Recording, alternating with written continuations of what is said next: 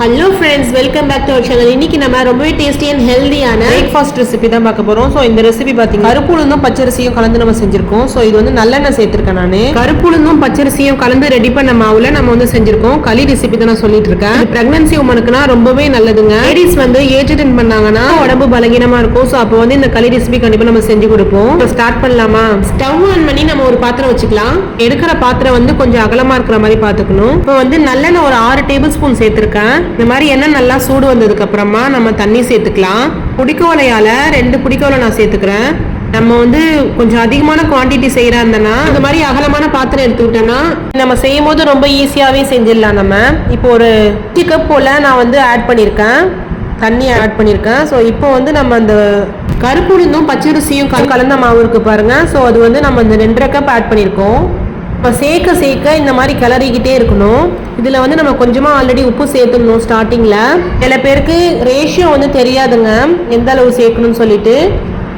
1:2 ratio வைக்கலாம், இல்லைன்னா 2.5 கூட வைக்கலாங்க. ரொம்ப அதிகமாக வச்சோன்னா ரொம்ப தண்ணி மாதிரி சொதன்னு போயிடும். இங்கே 2.5 கப் நம்ம சேர்த்துருக்கோம். நம்ம இதுக்கு தேவையான அளவு உப்பு கொஞ்சமாக தான் ஆட் பண்ணியிருக்கோம். ரொம்ப நிறையா ஆட் பண்ணனா ரொம்ப திகட்டுற மாதிரி போயிடுங்க. நம்ம ஃபுல்லாத்தையும் இந்த மாதிரி சேர்த்துக்கலாம். புடிக்கோலையால நம்ம தண்ணி சேர்த்துடணும். 2 கப்பு வந்து ஒரு புடிக்கோலை வந்து தாராளமாக கொள்ளுங்க. இப்போ மொத்தமாக நம்ம 5 கப் சேர்த்துருக்கோம். நெக்ஸ்ட் இந்த மாதிரி நம்ம வந்து கிளறிக்கிட்டே இருக்கணும், கைவிடாமல் கிளறணும். உங்களுக்கு வந்து அடியில் உட்காந்து போயிடும். இல்லைன்னா வந்து இதை உளுந்தங்களின்னு சொல்லுவோம். ஸோ இது வந்து நம்ம வந்து ரொம்ப வெண்ணையாக இல்லாமல் கொஞ்சம் குறக்குறமா, அதாவது ரொம்ப அதிகமாகவும் குறக்குறம் இருக்கக்கூடாது, ரொம்ப கம்மியாகவும் இருக்கக்கூடாது.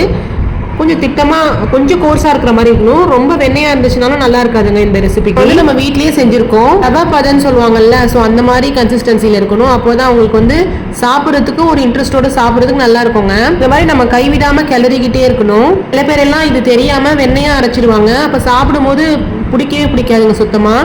நம்ம வந்து குழந்தைங்களுக்கு செஞ்சு கொடுக்குறாங்க கூட இந்த மாதிரி செஞ்சு கொடுக்கலாங்க. வந்து இட்லி மாவு அரைப்போம்ல, இட்லி தோசைக்கு வந்து கொஞ்சம் வெண்ணெய் அரைப்போம். இட்லி அரைக்கிறதா கொஞ்சம் குறன்னு இருக்கிற மாதிரி அரைப்போம். ஸோ அந்த மாதிரி தான் நம்ம செய்யணும். அதாவது ரொம்ப வெண்ணெயாக இருக்கக்கூடாது, அது மாதிரி ரொம்ப குறன்னு இருக்கக்கூடாதுங்க. மீடியம் ஸ்டேஜில் இருக்கணும் ரவா பதத்துக்கு. ஸோ இப்போ வந்து மேலே எண்ணெய் பிரிஞ்சு வந்திருக்கு பாருங்க. அதாவது கொதிக்க உங்களுக்கு வந்து மேலே எண்ணெய் பிரிஞ்சு வரும். ஸோ அந்த மாதிரி நல்லா கிளறி எடுத்துக்கணும். லாஸ்ட்டாக நம்ம வந்து வேணும்னா நம்ம வந்து ஆயில் ஆட் பண்ணிக்கலாம். இந்த மாதிரி கிளறிக்கிட்டே இருக்கும்போது பார்த்தீங்கன்னா உங்களுக்கு அழகாக வெந்து வந்துடும். நம்ம உப்புமா செய்வோம்ல, ஸோ அந்த மாதிரி தான். ஸ்டவ்வை வந்து நம்ம வந்து ரொம்ப ஹை ஃப்ளேம்லேயும் வைக்கக்கூடாதுங்க, மீடியம் ஹையில் வச்சுக்கணும். ரொம்ப சிம்முலேயும் வச்சிடக்கூடாது, மீடியம் ஹையில் வச்சு நம்ம செஞ்சு முடிக்கிற வரைக்குமே நம்ம வந்து ரொம்ப ஹை ஃப்ளேமில் வச்சிடக்கூடாதுங்க. இல்லைனா உங்களுக்கு வந்து அடி பிடிச்சிடும். இந்த மாதிரி நல்லா இந்த மாதிரி ஸ்டேஜ் வந்ததுக்கப்புறம் ஸ்டவ் வந்து ரொம்ப சிம்மில் வச்சிடணும். நம்ம சேர்த்து இந்த தண்ணி எல்லாமே வற்றி இந்த மாதிரி கன்சிஸ்டன்சி வந்ததுக்கு அப்புறமா வந்து ஒரு லிட்டை போட்டு மூடிட்டு ஸ்டவ் வந்து ரொம்ப சிம்மில் வச்சிடணும். நாம ஒரு 5 நிமிஷம் கழிச்சு ஸ்டவ் ஆஃப் பண்ணிடலாம். உளுந்தங்களி ரொம்ப அழகாக ரெடி ஆயிடுச்சுங்க. ஸோ இதே மெத்தடை நீங்கள் ஃபாலோ பண்ணி செஞ்சு சாப்பிட்டு பாருங்கள். ரொம்ப டேஸ்ட்டாக இருக்கும். முதுவலி இருந்தாலும் சரி, கால் வலி, முதுவலி, முக்கியமாக கால்சியம் சத்து கம்மியாக இருக்கிறவங்க கண்டிப்பாக அவங்களோட ரெகுலர் ஃபுட்டில் நம்ம வந்து சேர்த்துக்கணும். இடுப்பு வலியாக இருந்தாலும் சரிங்க, அது மாதிரி கால்சியம் சத்து கம்மியாக இருக்கிறவங்க கண்டிப்பாக வந்து கன்சியூம் பண்ணணும். ஸோ அப்போ வந்து உங்களுக்கு அந்த பெயினே இருக்காதுங்க. டைம் நீங்கள் கன்சியூம் பண்ணீங்கன்னா அந்த முதுவலினா எங்கே போச்சுன்னே தெரியாதுங்க. அவ்வளோ நல்லதுங்க உடம்புக்கு. மேலே நம்ம வந்து நல்லெண்ணெய் சேர்த்துருக்கோம். ஸோ அப்புறம் வந்து தேங்காய் துருவல் இருக்குல்ல, அது மேலே நம்ம ரெடி பண்ணி வச்சிருந்தோம். ஸோ அதை வந்து மேலே மலைச்சாறு போல தூரி விட்டு ஆல்ரெடி சொல்லியிருக்கேன், செக்கில் ஆட்டின நல்லெண்ணெய் தான் நம்ம எப்பவுமே சேர்க்கறது. அதாவது நல்லெண்ணெய் குவான்டிட்டியை நீங்கள் இன்க்ரீஸ் பண்ணிக்கோங்க. நல்லெண்ணெய் வந்து உடம்புக்கு நல்லதுங்க, நீங்கள் சேர்த்துக்கலாம் உணவுலனா.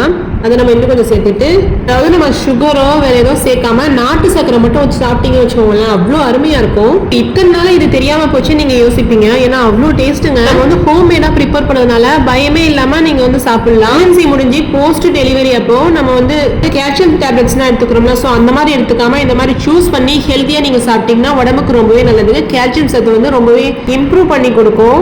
சின்ன குழந்தையிலேருந்து பெரியவங்க வரைக்கும் தாராளமாக கன்சியூம் பண்ணலாம். நீங்க இந்த மாதிரி ஹெல்த்தியான ரெசிபிஸ் பார்க்கணும்னு ஆசைப்படுறீங்களா? அப்படியே வெயிட் பண்றீங்க, உடனே சப்ஸ்கிரைப் பண்ணி வச்சுக்கோங்க. Thanks for